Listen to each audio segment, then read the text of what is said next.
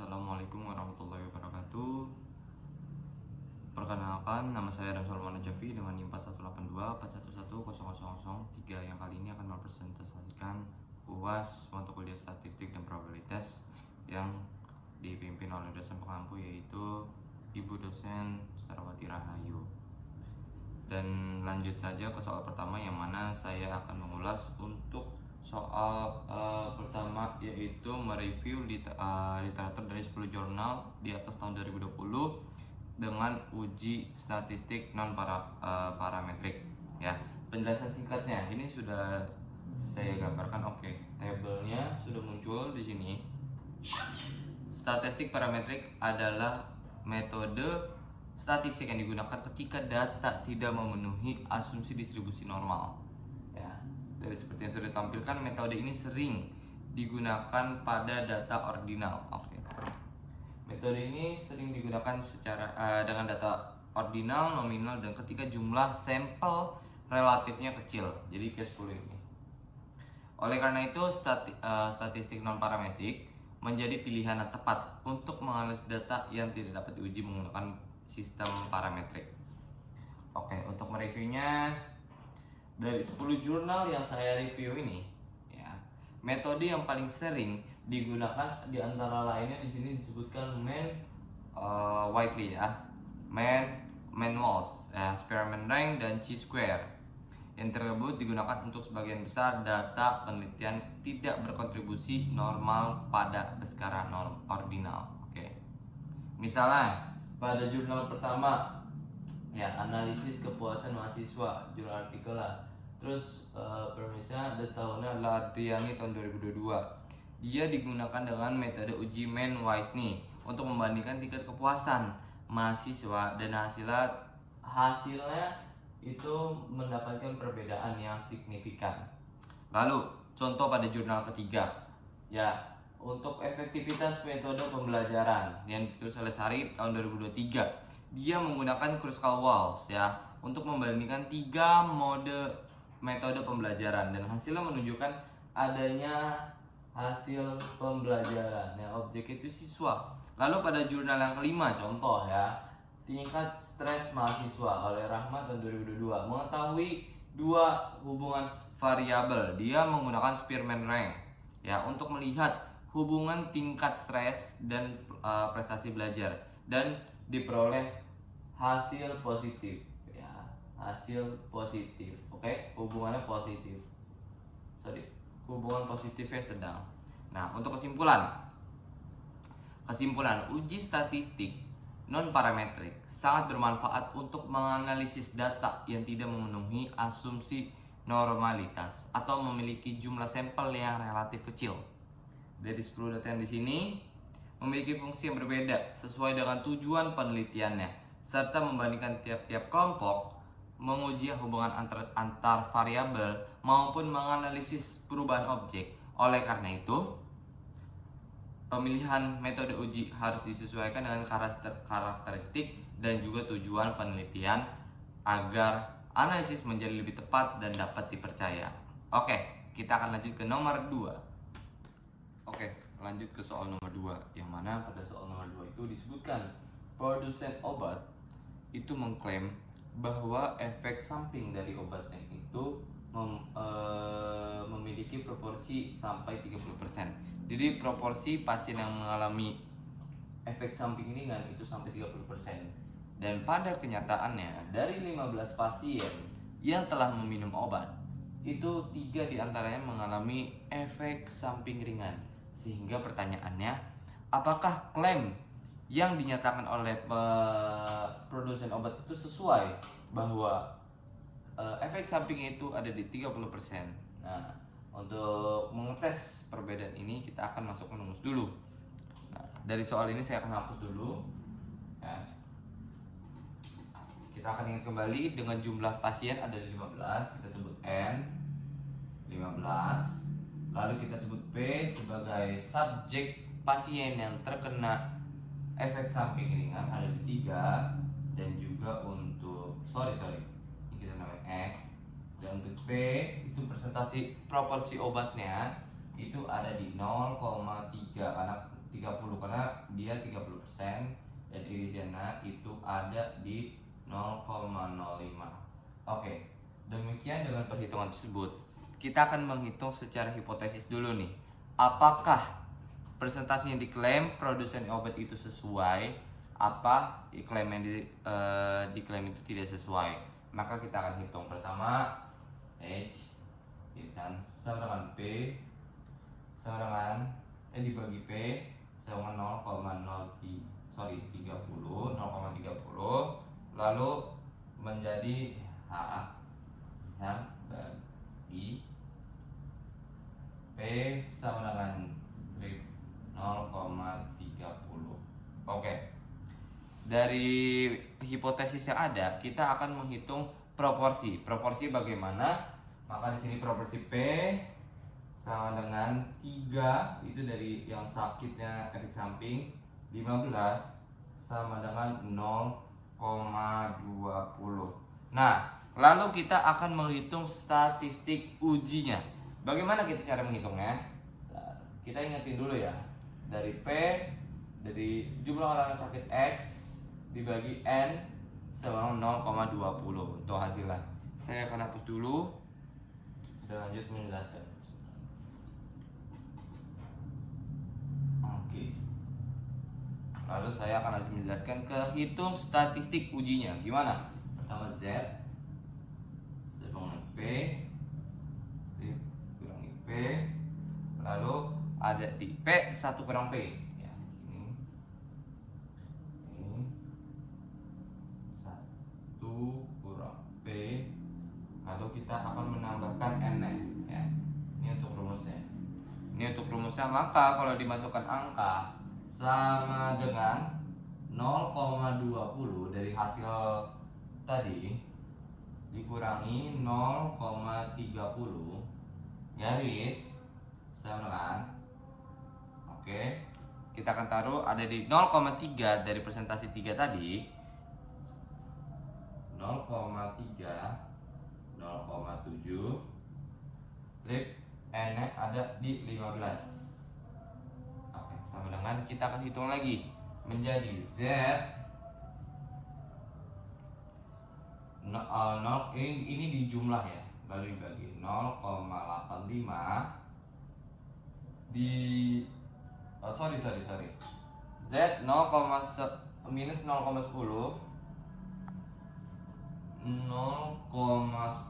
minus dikurangi 0,118 sama dengan jawabannya ada di minus 0,85. Nah, untuk kesimpulannya kita akan sebutkan nih Z yang untuk asumsinya minus 0,85 atau 0,85 yang berminus itu lebih kecil daripada 1,96. Maka kesimpulan yang ada, tidak terdapat perbedaan yang signifikan antara klaim produsen obat mengenai proporsi efek samping obat yang ada di 30% dengan hasil penelitian efek rata-rata pasien yang mengalami efek sampingnya.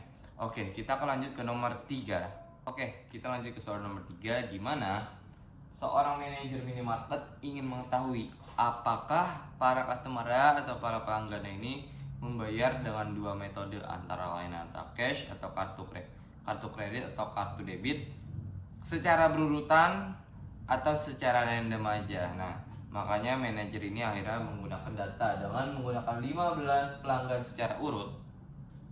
Dengan datanya secara riset itu menandai T, ditandain dulu nih customer ya. T itu bayar tunai atau cash, K itu bayar dengan kartu. Nah, setelah risetnya, metode yang terjadi oleh para customer untuk membayar itu ada 15 nih, atau disebut dengan namanya TTKKK, TK, TTKK, TKTK, itu 15 tuh ya. Oke, lalu di sini kita harus menguji run metode pembayaran pelanggan ataupun customer itu bersifat acak random dengan penggunaan taraf signifikan. Oke, dengan penggunaan taraf signifikan ini untuk soalnya ya, kita baca lagi nadanya TTKKK, TK, TK. Oke. Lanjut, kita hapus dulu soalnya. Sip. Telah diketahui yang bayar tunainya dari TT, KKK, TK, TK. Ada berapa tebak? Ada 7 orang yang bayar tunai. T sama dengan 7 dan K ada di berapa? Ada di 8. Ya, setelah mengetahuinya, kita harus menghitung R untuk Rane ya. Metode ada di 10. R Rane ada di 10. Oke, setelah mengetahui metode tersebut, kita akan memakai rumus 1R ya. R sama dengan 2, 7 itu yang K, kurang lagi yang 8 itu yang 7T, 8 itu K ya, dibagi 15 orang atau entitas lainnya ya. 15 customer ditambah 1 sama dengan 8,47. Oke, setelah mengetahui dari signifikan irisannya, kita akan mengetahui bahwa ini 1,86. Dari 1,86 ini kita akan jumlahkan ya. Z sama dengan 10,847. 8,47 dibagi 1,86. Nah, 10 dikurangi 8,47 kurang lebih ada di 1, dan dibagi 1,86 sehingga hasilnya di bawah 1,86, ada di 0,82 ya. Jadi kesimpulannya untuk H0, untuk kesimpulan itu lebih kecil daripada 1,96 nih. Aku tulis di sini ya, sama dengan 0,82 lebih kecil daripada 196. Nah, jadi untuk kesimpulannya itu dapat terima bahwa customer yang membayar itu metodenya bisa dibilang random atau acak ya. Metode pembayaran itu bisa diterima dengan metode penggunaan taraf signifikan di 0,05. Oke, kita akan lanjut ke nomor 4. Oke. Selanjut ke soal nomor 4, di mana seorang dosen ingin mengetahui apakah para mahasiswa ini mendapatkan nilai rata-rata normal di 75 dan juga standar deviasinya di angka 5 dengan mengetes 10 mahasiswa dalam satu mata ujian dan mendapatkan nilai rata-rata itu ada di yang pertama 68, yang kedua 72, yang ketiga 75, yang keempat 78, yang kelima 80, yang keempat 74, yang ini 70, ini 82, ini 76 dan terakhir 73. Dan untuk diurutkannya ya, ini di 68, 70, 72, 73, 74, 75, 76, 78, 80, 82. Dengan asumsi HO itu dinilai rata-rata muridnya berdistribusi normal, dan yang H1-nya itu skor ujian mahasiswanya berdistribusi tidak normal. Oke, kita mengasumsikan distribusi normal di 75 dengan standar deviasi 5 dengan signifikasi taraf di 0,05. Oke, ini bakal saya hapus dulu sambil melanjutkan untuk hitung nilai bakunya ya. Oke. Untuk menghitung nilai bakunya, hitung nilai baku atau Z ya. Untuk menghitung nilai bakunya maka Z sama dengan X dikurangi rata-rata normal nilainya 75 dan juga dikurangi signifikasi taraf. Nah, untuk contohnya ya, untuk nilai yang 68, itu contohnya ada Z sama dengan 68 ya. Jadi entitas X itu sesuai urut nilainya. 68 dikurangi 75 ya. Terus ada di 5. Oke. Sama dengan 1,4 minus 1,4. Atau contoh satu lagi untuk nilai yang 70 ya. Untuk nilai 70Z sama dengan 70 kurangi 75 bagi 5 sama dengan minus 1 ya. Oke, lalu menghitung perhitungan normal ke semua data, kemudian mengkalkulasikan keseluruhan datanya ya. Dari 70Z 70 kurang 75 dibagi 5 sama dengan minus 1 ya. Oke, kalau kita menghitung yang lainnya, saya hapus dulu biar ada space-nya ya. Oke, 68. Oke, kita tahu 68 dikurangi 75 dibagi 5 sama dengan minus 1,40. Untuk yang 70 itu ada di minus 10, 72, 73, 74, 75, 76, 78, 80, 82. Dan masing-masingnya aku bantu hitungkan, ada di minus 0,60, yang satu lagi ada di minus 0,40, yang satu lagi ada di minus 0 ya. 0,20, sorry 0,20, yang satu lagi ada di 0, satu lagi ada di 0,20, satu lagi ada di 0,40 ya. Lalu ada di 0 di 78 ada di 0,60, dan 80 ada di 1, 0, dan 82 ada di 1,40. Oke. Dari perhitungan datanya, dari ini ya, dari hitung nilai bakunya semuanya ada di 68 di minus 1,40, 70 ada di minus 1, 72 ada di minus 0,60 sampai seterusnya. Kita akan menghitung nilai FZ ya, atau SK FZ-nya. Saya hapuskan dulu.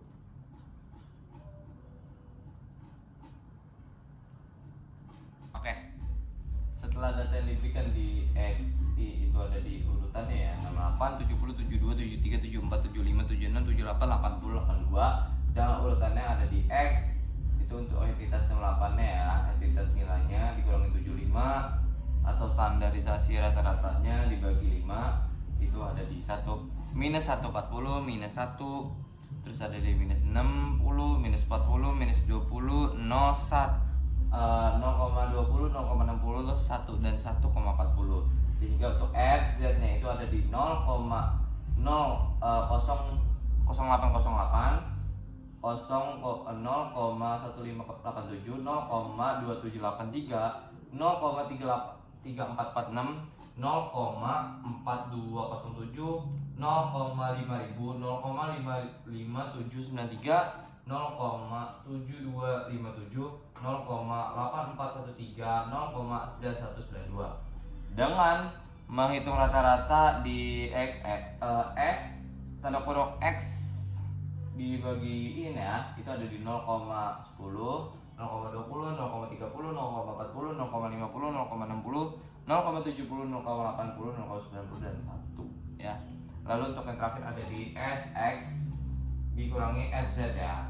SX dikurangi FZ itu hasilnya ada di 0,0192, 0,0413, 0,0257, 0,0554, 0,0793, 0,1000, 0,1207, 0,0743, 0,0587, 0,0508.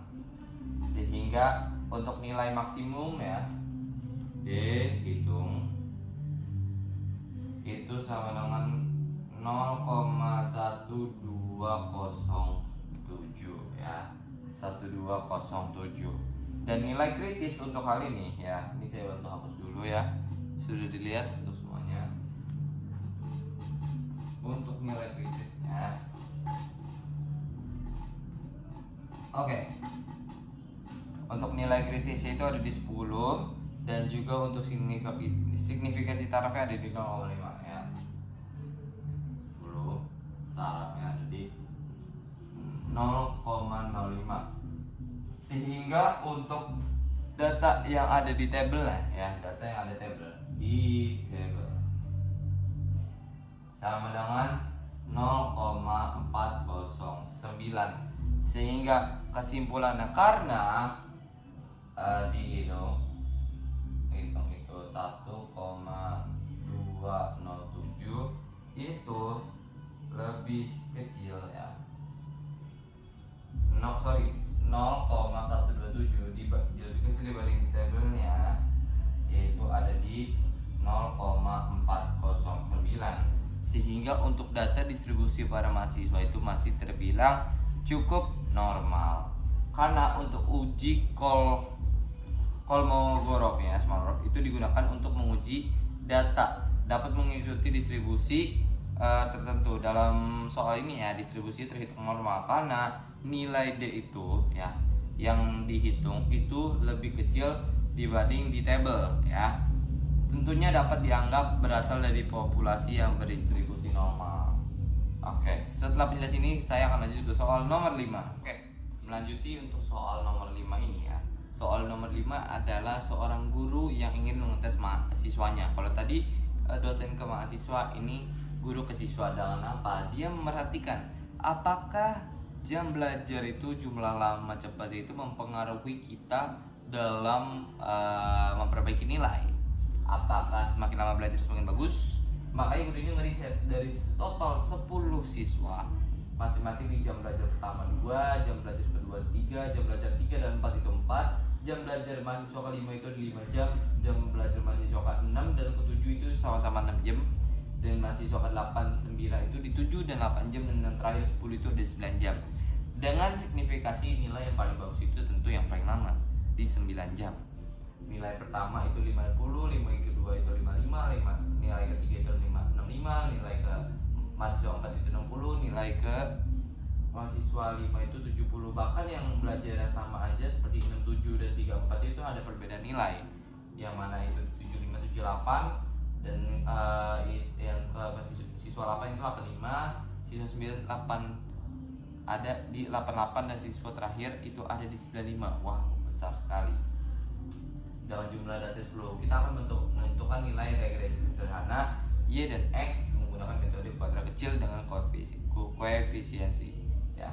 Oke. Akan saya lanjutkan di tabel bawahnya. Di sini ya. Oke, tarik dulu. Tarik. Sip, dari sini kita akan menentukan apa? Pertama, kita akan menentukan X kuadratnya dulu. X kuadratnya, di mana X kuadratnya masing-masing nih. Yang pertama itu ada di 4, ini yang ada 9, ini ada di 16 sama ya, sesuai dengan jam belajarnya. Yang kedua ada di 25, ini ada di 36. Jadi menghitung dari jam belajarnya juga ya untuk X kuadrat. Terus ada di 49, 64 ya. Nah, di sini aku pengen ngasih totalannya juga nih. Totalannya di sini untuk koefisiensinya ya. Di sini untuk jam belajarnya itu di sini untuk nilai, untuk nilainya itu ada di 721 dan untuk X kuadratnya itu ada di 336 totalannya. Nah, lanjut ke Y kuadrat. Y kuadrat ini lumayan panjang ya jawabannya. Dia ada di 2500. Yang kedua ini ada di 3025. Terus ada di 4225, 4225. Lalu ada di 3600. Ada di 4900.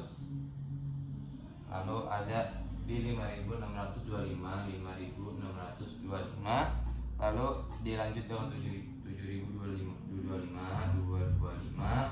Lalu ada di 7744, dan terakhir ada 9025. Dengan totalan koefisiensinya itu ada di 53.920. 53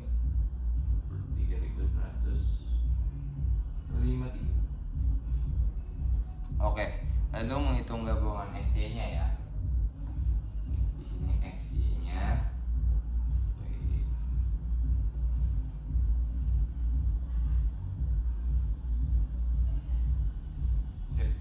untuk XY-nya itu pertama ada di 100, terus 165, ada 260, lalu ada di 240, 350 ya, 350, lalu ada di 468, 595, 704, dan ada di 855. Jawaban total koefisiennya ada di 4187. Oke. Dari totalan semua ini kita akan menghitung jumlah. Pertama jumlah dari koefisien X. Ya, itu ada di 54. Lalu untuk Y-nya itu ada di 721. Sehingga menghitung totalan kuadratnya itu ya. Oke, dari sini untuk kuadrat X kuadratnya itu ada di 336. Sedangkan untuk XY-nya ya, XY-nya itu ada di 4187. Oke. Dari keseluruhan itu kita akan menghitung koefisiensi regresinya. Tapi karena paparan nggak cukup, maka saya akan hapus dulu ya.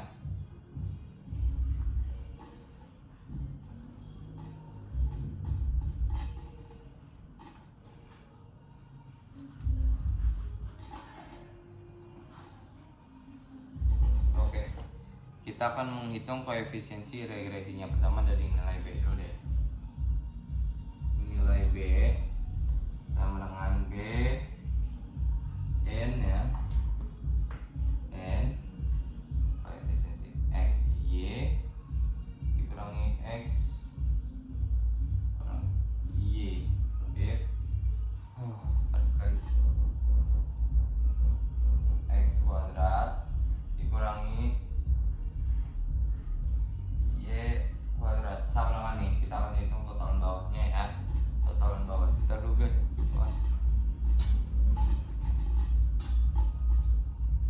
Ini di 40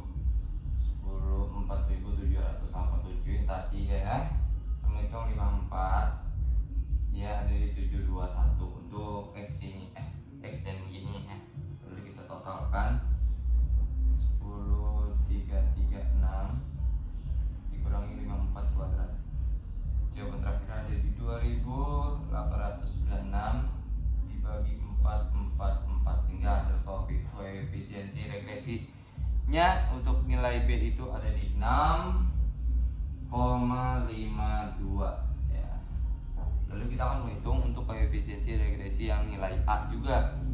Oke, kita hapus dulu.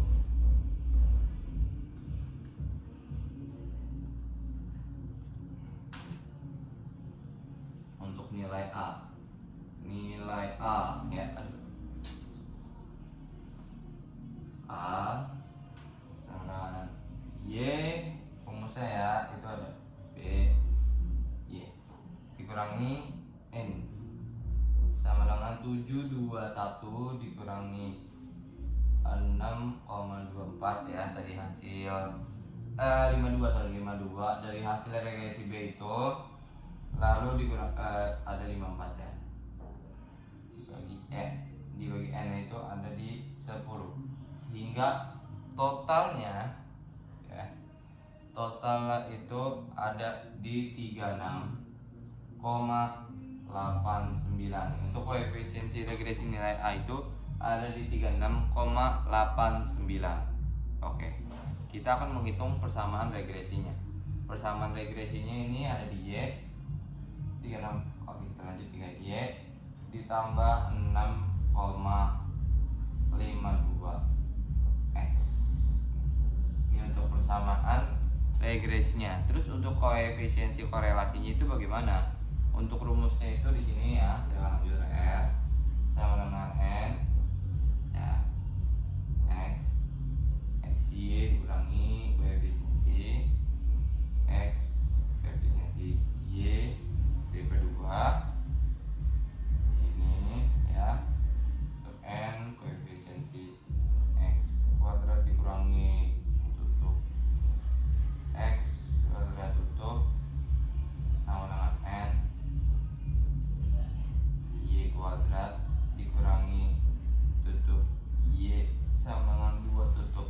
Dan untuk artikulasi dari koefisiensi korelasinya itu ada di R sama dengan 0,989. Artinya hubungannya ini sangat kuat dan juga positif ya dari koefisiensi korelasinya.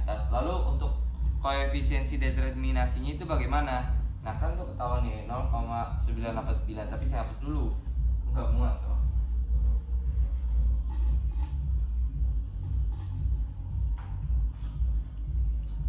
Oke, kita akan melanjuti ya.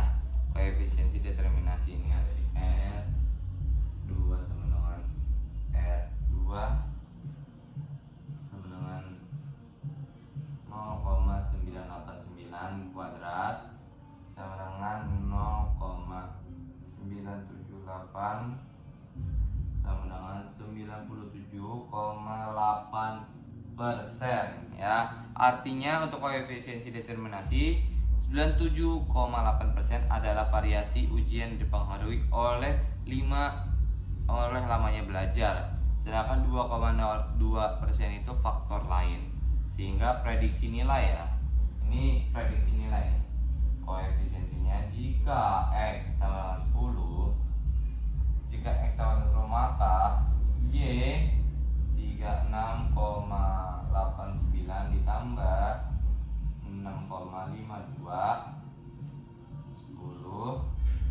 sama dengan Y sama dengan 102,09. Jadi jika nilai ujian diperkirakan 102,09, dalam praktik nilai ujian dibatasi maksimal 100 sehingga model hanya memberikan prediksi matematisnya aja.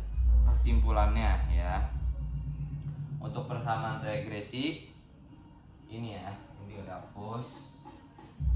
Untuk persamaan regresinya itu ada di Y 36,89 ditambah 6,05.